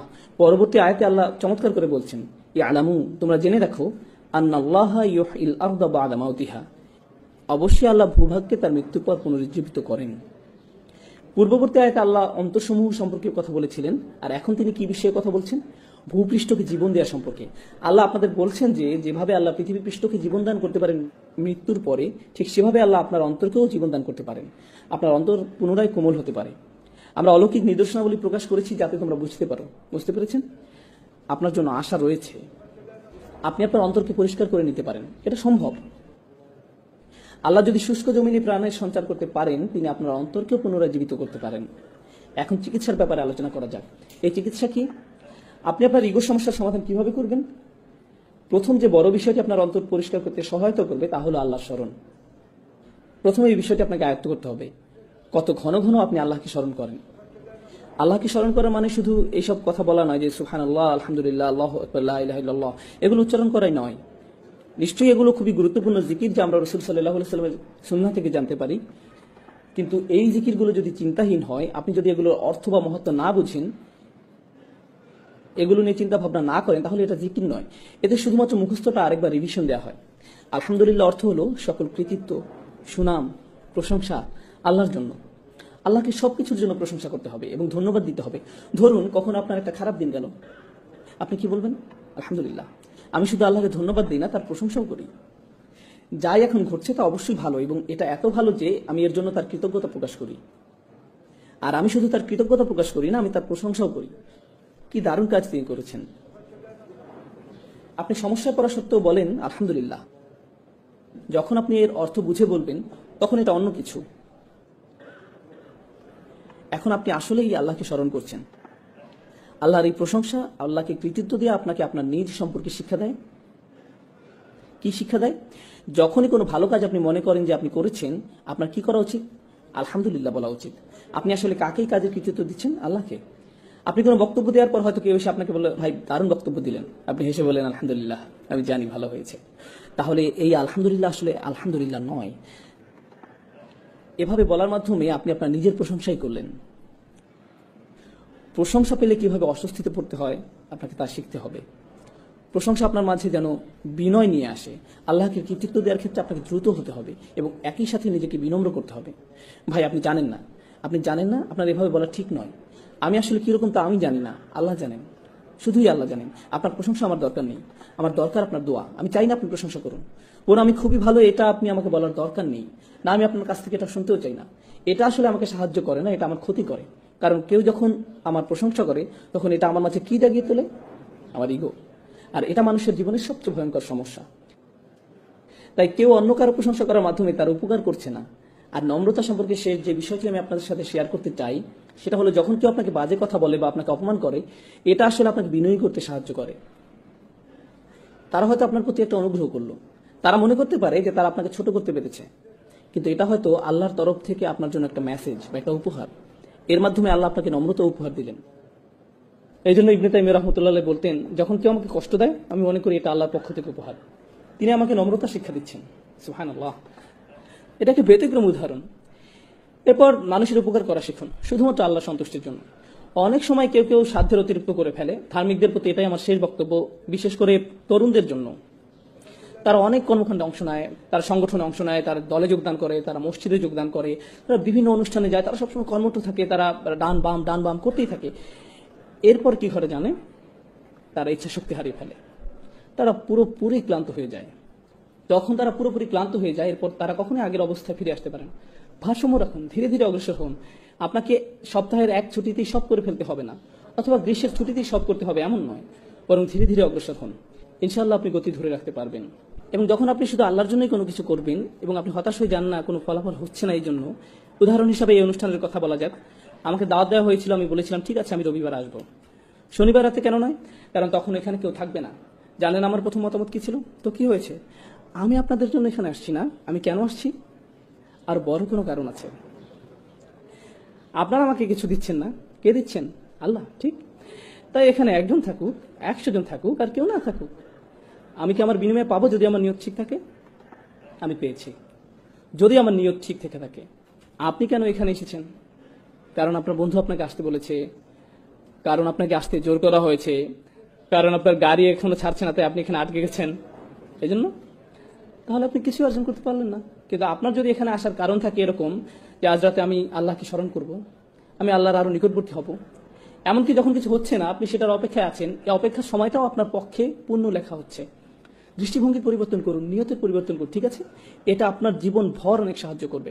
কারণ আপনি যখন কিছু করেন, যেমন প্রচারপত্র বিলি করছেন, মানুষকে প্রোগ্রামের দাওয়াত দিচ্ছেন, কিন্তু কেউ উপস্থিত হলো না, তখন আপনি মনে মনে বললেন কেউ কিছু শুনতে চায় না, কিন্তু আপনি হতাশ হয়ে পড়বেন না। কেন? কারণ আপনি প্রচারপত্র বিলি করেছিলেন কি জন্য? কেন আপনি দাওয়াত দিয়েছিলেন? কোথায়, কার কাছে আপনার প্রত্যাশা? আপনার কাজ চেষ্টা করা, ফলাফল তার কাছে। আপনি এই ফলাফলের দায়িত্ব নন। আপনি যখন এটাকে আন্তরিকভাবে মেনে নিতে পারবেন, তখন জীবন অনেক সহজ হয়ে যাবে এবং আপনি নিজের প্রতি অনেক সন্তুষ্ট থাকবেন। আপনি হতাশ হয়ে পড়বেন না। কারণ সেখানে মাত্র অল্প কিছু মানুষ, তাদের সংখ্যা আরো বেশি হতে পারতো, হ্যাঁ সেখানে আরো মানুষ থাকতে পারতো, কিন্তু সেটি আল্লাহ হাতে। আমি কি আমার দায়িত্বটুকু পালন করেছি? আমি কি যথেষ্ট চেষ্টা করেছি? নিজেকে শুধু এটাই জিজ্ঞাসা করার আছে, এবং আমার চেষ্টা কি সত্যি আল্লাহর জন্য ছিল কিনা, নিজেকে শুধু এই প্রশ্নটি করা আছে। আমি এসব আলোচনা আনছি কারণ নিয়ত এমন কিছু নয় যে আপনি জীবনে একবার মাত্র করেন। জীবনে একবার আপনি ইচ্ছা পোষণ করেছিলেন যে আপনি আল্লাহর রাস্তায় কাজ করবেন এবং একজন ভালো মুসলিম হবেন। আপনি সেই ইচ্ছা পোষণ করেছিলেন, কিন্তু সেই ইচ্ছাতে মরিচা পড়তে পারে। ফলে আপনাকে বারবার নিয়ত ঠিক করতে হবে, আপনাকে বারবার নিয়ত ঠিক করতে হবে। আপনি জানেন সবাই ভাবছে আপনার ইচ্ছা অনেক শক্তিশালী, কারণ তারা শুধু আপনার বাইরেরটা দেখছে, তারা কি দেখে না, ভেতরেরটা। এবং যেহেতু তারা শুধু বাইরেরটা দেখে, তারা আপনাকে বলবেন আপনি খুবই ভালো একজন মানুষ, এবং আপনি তাদের বিশ্বাসও করা শুরু করবেন, যার ফলে আপনার সমস্যাটাকে আপনার জন্য আরো ভয়াবহ করে তুলছেন। প্রথম প্রতিকার হচ্ছে আল্লাহকে স্মরণ করা। দ্বিতীয় প্রতিকার হচ্ছে উত্তম সঙ্গী খোঁজা, এমন সহচর খোঁজা যারা আপনার চেয়ে উত্তম। তৃতীয় প্রতিকার হচ্ছে গুরুত্বপূর্ণ প্রতিকার, নিজের মুখ বন্ধ রাখতে শেখা, নিজের মুখ বন্ধ রাখতে শেখা। যদি আপনি খুব খারাপ কিছু দেখেন, তাহলে একজন মুসলিমকে উপদেশ দেওয়ার নমনীয় পন্থা খুঁজে বের করুন। এভাবে ভাবুন, আমি তাদের যে কথাগুলো বলতে যাচ্ছি সেগুলো কি তাদের ধর্মের প্রতি আরো বিমুখ করে দিবে? অথবা আমার সৌহার্দ্যপূর্ণ নমনীয় পন্থা খুঁজে বের করা উচিত, যা তাদেরকে ধীরে ধীরে ইসলামের মূল বিষয়ের সাথে আপোষ না করে দিনের পথে নিয়ে আসবে। হয়তো তাদের বন্ধুদের পরিবর্তনের মাধ্যমে, দৃশ্যপটের পরিবর্তনের মাধ্যমে, যদি তারা সামান্য একটু উপদেশ শুনতে পায়। আপনি প্রথমেই তাদের আচরণ পরিবর্তন করতে চান না, আপনি প্রথমে কি পরিবর্তন করতে চান? তাদের অন্তর। যখন তাদের অন্তর পরিবর্তন হবে, তখন ব্যবহার আপনা আপনি পরিবর্তিত হবে। বেশিরভাগ সময় আমরা মানুষের কিসের পিছনে ছুটি? আমরা তাদের ব্যবহারের পিছনে ছুটি। আপনি মানুষের ব্যবহার পরিবর্তন করতে পারবেন না, আপনি তাদের শুধু স্মরণ করে দিতে পারবেন এবং আশা করতে পারেন আল্লাহ তাদের অন্তরটা পরিবর্তন করে দিন। আপনার দায়িত্ব স্মরণ করে দেওয়া। ফাদাক্কির। আল্লাহ রসুল মানুষদেরকে আল্লাহর সাথে শিরক করতে দেখেছেন, কুফরি করতে দেখেছেন, এবং আল্লাহ বছরের পর বছর তাকে বলেছেন ফাদাক্কির ইন্না ফাতিদ যিকরা, ফাদাক্কির ইন্না ফাতিদ যিকরা, স্মরণ করিয়ে দাও, স্মরণে উপকারিতা আছে। মহানবী সাল্লাল্লাহু আলাইহি সাল্লাম এই একই ধরনের খুব খারাপ মানুষদের কাছে 10 বছর দাওয়াত দিয়েছেন, এবং আল্লাহ বলে গেছেন স্মরণ করিয়ে দাও, এতে কাজ হবে, স্মরণ করিয়ে দাও, এতে উপকার আছে। আপনি কাউকে স্মরণ করে দিলেন, এতে কোনো ফল পাওয়া যায় না। তখন আপনি বলেন আমি তাকে স্মরণ করে দিয়েছিলাম, সে পাত্তাই দেয়নি, তাকে স্মরণ করে দেওয়ার মাঝে কোনো উপকার নেই। নবী সাল্লাল্লাহু আলাইহি সাল্লামের জীবনে দেখুন তিনি কি পরিমাণ স্মরণ করে দিতেন, এবং আল্লাহ বলে যেতেন আপনি হয়তো উপকারিতা দেখতে পাচ্ছেন না, কিন্তু সেখানে উপকারিতা আছে। হ্যাঁ, উপকারিতা আছে। এবং আন্তরিকভাবে মনে করিয়ে দেওয়া থেকে উপকারিতা প্রথম কে পাবে? সেই ব্যক্তি যে স্মরণ করিয়ে দেয়। কে প্রথম উপকৃত হচ্ছে? আপনি, কারণ আপনি স্বীকার করে নিয়েছেন যে শব্দগুলো আপনার মুখ থেকে বের হচ্ছে, কিন্তু প্রভাব কোথা থেকে আসবে? আল্লাহ তাআলার পক্ষ থেকে। এবং যদি আপনার কথায় কাজ না হয়, তাহলে হয়তো কার মাঝে কিছু সমস্যা আছে? আপনার মাঝে। আপনার প্রথম প্রতিক্রিয়া এমন হওয়া উচিত নয় যে তার মাঝে কিছু সমস্যা আছে, সে আমার কথা শোনে না। এটি প্রথম প্রতিক্রিয়া হওয়া উচিত নয়। আপনি জানেন নবী সাল্লাল্লাহু আলাইহি ওয়াসাল্লাম যখন মানুষকে উপদেশ দিতেন, দাওয়াত দিতেন, এবং তারা ওনার কথা শুনতো না, তখন ওনার মনে চিন্তা উকি দিত, হয়তো আমি আমার দায়িত্ব ঠিকভাবে পালন করতে পারছি না, হয়তো আমি এই কথাগুলো আরো ভালোভাবে বলতে পারতাম। এবং তখন আল্লাহ তাআলা তাকে মনে করে দিতেন, না না না, আপনি আপনার দায়িত্ব ঠিকভাবে পালন করেছেন, আপনার যা করার কথা আপনি তাই করেছেন, আপনি শুধু সতর্ক করে যান, আপনি শুধু সতর্ক করে যান, ফলাফল নিয়ে দুশ্চিন্তা করবেন না, আপনার যা করার কথা শুধু তা করে যান। এই লাইনগুলোর সাথে শেষ যে আয়াতটি আমার মাথায় এসেছে, আমার এটি আপনাদের সাথে শেয়ার করা উচিত, কারণ এটি এই ইস্যুর জন্য গুরুত্বপূর্ণ। ইনশাআল্লাহ দুটি আয়াত, একটি সূরা শুরা, সূরা নম্বর 42, এবং আরেকটি আয়াত যেখানে নবী সাল্লাল্লাহু আলাইহি সাল্লামকে উপদেশ দেওয়া হয়েছিল, সূরা আলে ইমরান। তার মানে দুটি আয়াত, সূরা শুরা, ওয়ামা তাফারাকু ইল্লা মিন বাদি মা জাআহুমুল ইলম বাগয়াম বাইনাহুম, তাদের কাছে জ্ঞান আসার পরই তারা পারস্পরিক বিভেদের কারণে মতভেদ করেছে। যতক্ষণ তাদের কাছে জ্ঞান আসেনি, ততক্ষণ তারা নিজেদের মাঝে মতভেদ করেনি। তার মানে কারা এখন মতপার্থক্য করছে? জ্ঞানী মানুষেরা। কিসে জ্ঞানী? বিজ্ঞান, পদার্থবিজ্ঞান, রসায়ন, জীববিজ্ঞান, কিসে তারা জ্ঞানী? ধর্মীয় জ্ঞানে, ধর্মীয় জ্ঞানে, আসমানি কিতাবে জ্ঞানী, সুন্নতি জ্ঞানী। জ্ঞানী হওয়ার পর তারা কি করছে? মতবিরোধে পতিত হচ্ছে। কেন? আল্লাহ তাআলা বলে দিচ্ছেন বাগিয়াম বাইনাহুম, একজন আরেকজনের উপর কর্তৃত্ব করার জিদ থেকে। তাদের এরূপ জিদ থাকে এবং তারা নিজেদের সেরা মনে করতে চায়। এবং কি সেই হাতিয়ার যা তাদের সেরা ভাবায়? ধর্মীয় বিষয় জ্ঞান। তারা এই ধর্মীয় জ্ঞানকে এমন একটা মাধ্যম বানিয়ে ফেলে যা দ্বারা তারা নিজেদের গর্ববোধকে আরো বাড়িয়ে তোলে। কি ভয়ানক অপরাধ! এই আয়াতের শেষে আল্লাহ তাআলা বলছেন, ওয়ালাউলা কালিমাতুন সাবাকাত মির রাব্বিকা ইলা আজালিম মুসাম্মা লাকুদিয়া বাইনাহুম, যদি আপনার পালনকর্তার পক্ষ থেকে নির্দিষ্ট সময় পর্যন্ত অবকাশের সিদ্ধান্ত না থাকতো, তবে তাদের ফয়সালা হয়ে যেত, তাদেরকে শাস্তি দেয়া হতো, তাদেরকে তখনই শাস্তি প্রদান করা হতো। এটি খুবই গুরুতর অপরাধ। এটি খুবই গুরুতর অপরাধ যে তারা তাদের দিনকে মতবিরোধের হাতিয়ার হিসাবে ব্যবহার করছে। এবং অহংকার ছাড়া আর অন্য কিছুই তাদের জ্ঞানকে একে অপরের সাথে মতবিরোধের হাতিয়ারে পরিণত করেনি। আল্লাহ তাআলা আমাদেরকে এই মারাত্মক অপরাধ থেকে হেফাজত করুন, বিশেষ করে আমাদের তরুণ প্রজন্মকে। এদেশে তরুণদের যে সংস্কৃতি, আপনারা বল খেলেন, কেউ একজন আপনার সাথে ব্লক করে দেয়, এরপর কি হয়? পরের খেলায় আপনি প্রতিশোধ গ্রহণ করেন, আপনার অবস্থা পুনরায় উদ্ধার করেন, কারণ প্রতিপক্ষ আপনাকে নিয়ে হাসি ঠাট্টা করবে। এই হচ্ছে সংস্কৃতি। আমার বিরুদ্ধে তোমার এত সাহস কিভাবে হয়? এটি শুধুমাত্র খেলা নয়, এটি অহংকারের একটি পরীক্ষা। গাড়ি চালানো অবস্থায় কেউ একজন আপনাকে পেছনে ফেলে দিল, কি আপনাকে ক্রুদ্ধ করে দিল? তুমি আমাকে তোমার হোন্ডা সিভিক দিয়ে আমার M5 কে পাস করে যাচ্ছ? না না, আমি তোমাকে দেখে নিব, আমি তোমাকে আমার ক্ষমতা এক্ষুনি দেখিয়ে ছাড়বো, আমি গ্যাস প্যাডেল 4 পর্যন্ত চাপ দিয়ে তোমাকে দেখিয়ে দেবো কিভাবে কি করতে হয়। এসব কিসের বহিঃপ্রকাশ? অহংকার। এই সমাজে প্রতিনিয়ত আমাদের জানানো হচ্ছে তোমরা অহংকার বৃদ্ধি করো, সবকিছু তোমাকে নিয়ে। যে গান লেখা হয় বা গাওয়া হয়, যেমন আমার চেইন, আমার হ্যাট, আমার জুতা, আমার মোজা, যেটাই হোক, সবকিছুতে আমি আমি আমি। তুমি আমাকে ছুঁতে পারবে না, আমার দিকে তাকাতে পারবে না, আমার চোখের দিকে তাকাবে না, আমি তোমার এই করবো, এরপর আমি এই করবো। এসবের মানে কি? এসব কি তাৎপর্য বহন করে? অহংকার। নিজের মধ্যে অহংকার পুষকে দেয়, নিজের উপাসনা করা। এটা ঠিক তাই, আসলে এই ইগো আত্মপূজার দিকে ধাবিত করে। এবং এই দিন শুধুমাত্র তাদের জন্য একটি দিন যারা আল্লাহর সামনে নিজেকে নত করে দেয়। তার মানে এই আয়াত খুব খুব গুরুত্বপূর্ণ। সূরা আল ইমরান এর শেষ আয়াত। বিশেষ করে যারা নেতৃত্বস্থানীয় অবস্থানে আছেন, আপনাদের মাঝে যাদেরকে অন্যরা অনুসরণ করে, যারা জানে অথবা এমনকি ভাবে যে সে অন্যদের চেয়ে বেশি জানে, আল্লাহ রাসূল সাল্লাল্লাহু আলাইহি ওয়াসাল্লামকে বলছেন, ফাবিমা রাহমাতিম মিনাল্লাহি লিনতা লাহুম ওয়া লাউ কুনতা ফাযযান গালিযাল কলব লানফাদ্দু মিন হাওলিক। আল্লাহর বিশেষ দয়া ও অনুগ্রহের কারণে আপনি নবী সাল্লাল্লাহু আলাইহি ওয়াসাল্লাম সাহাবীদের প্রতি কোমল।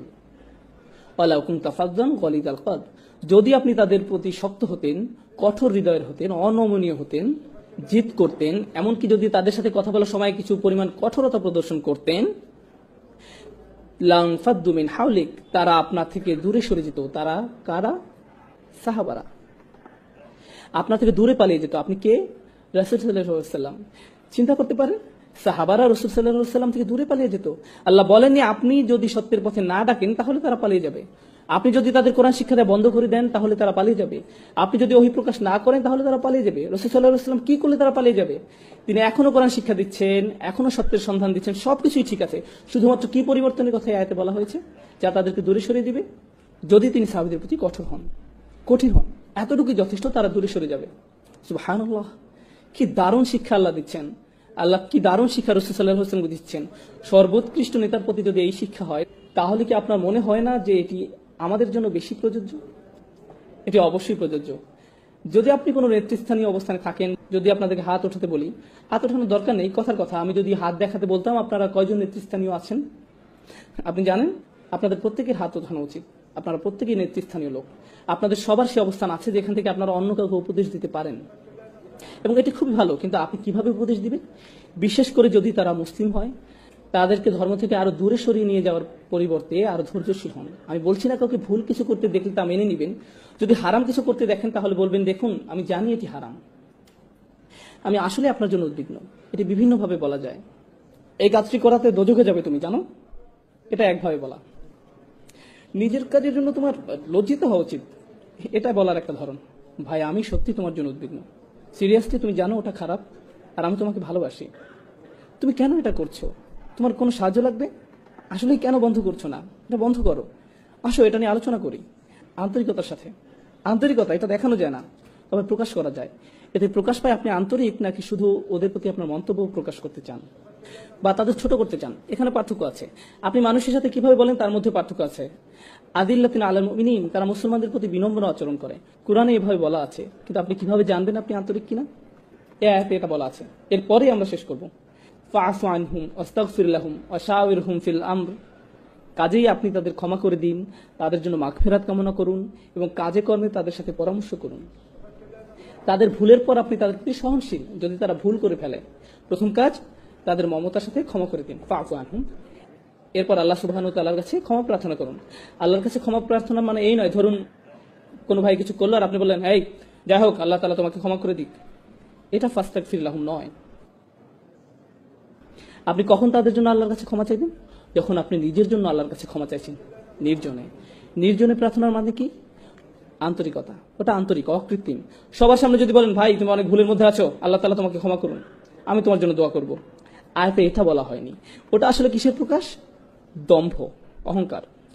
তাদের জন্য আন্তরিকভাবে নির্জনে দোয়া করুন, ফাস্তাগফির লাহুম।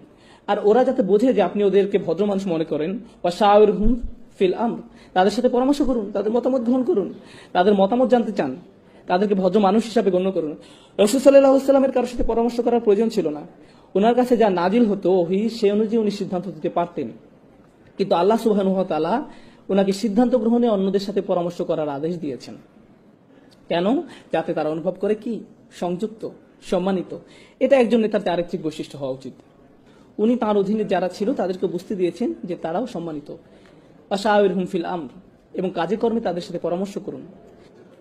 ফাইদা আযমতা ফাতাওয়াক্কাল আলাল্লাহ, যখন আপনি কোনো সিদ্ধান্ত নেন আল্লাহ তাআলার উপর বিশ্বাস রাখুন, কারণ আপনার সিদ্ধান্তই সাফল্যের চাবিকাঠি নয়। সব সাফল্যের মূলে আছেন আল্লাহ সুবহানাহু ওয়া তাআলা। ইন্নাল্লাহা ইউহিব্বুল মুতাওয়াক্কিলিন, আল্লাহ তার উপর নির্ভরকারীদের ভালোবাসেন। আল্লাহ আমাদেরকে আমাদের চেয়েও ভালো মানুষদের সঙ্গ দান করুন, যেন আমরা আমাদের অহংবোধ নিয়ন্ত্রণ করতে পারি। আল্লাহ সুবহানাহু ওয়া তাআলা আমাদের এই তৌফিক দিন যেন আমরা আমাদের আশেপাশে মানুষদের সদুপদেশ দিতে পারি। যারা বলে লা ইলাহা ইল্লাল্লাহ, যারা আমাদের সাথে এই চমৎকার কালেমায় বিশ্বাস করে, তারা আমাদের রক্তের সম্পর্কের আত্মীয়ের থেকেও অনেক বেশি ভালোবাসার দাবি রাখেন। লা ইলাহা ইল্লাল্লাহ আমাদের রক্তের বন্ধন থেকেও বেশি কাছের করে দেয়। আমরা যেন সব মুসলিমদের সাথে সেই রকমের ভালোবাসা এবং সহমর্মিতা অনুভব করতে পারি, আন্তরিকতা তাদের প্রতি প্রকাশ করতে পারি। আল্লাহ আমাদেরকে সেই তৌফিক দান করুন, আমিন। ভালো উপদেশ যাদের প্রয়োজন তাদের অন্তরে যেন তা প্রবেশ করতে পারে, আল্লাহ সেই তৌফিক দান করুন। আল্লাহ সুবহানাহু ওয়া তাআলা আমাদের উপদেশ গ্রহণ করার ক্ষমতা দিন, আমরা যেন এর সবটুকু ভালো গ্রহণ করতে সমর্থ হই, এবং উপদেশ যেন আমাদের অহংবোধ বাড়িয়ে তোলার কোনো মাধ্যম না হয়ে ওঠে। আল্লাহ আমাদেরকে তার সামনে বিনম্র রাখুন, আমাদের অতীত ভুলগুলো ক্ষমা করে দিন, আমরা যেন প্রতিনিয়ত আমাদের অন্তঃকরণকে পরিশুদ্ধ করি। আল্লাহ আমাদেরকে সেই তৌফিক দান করুন, আমিন।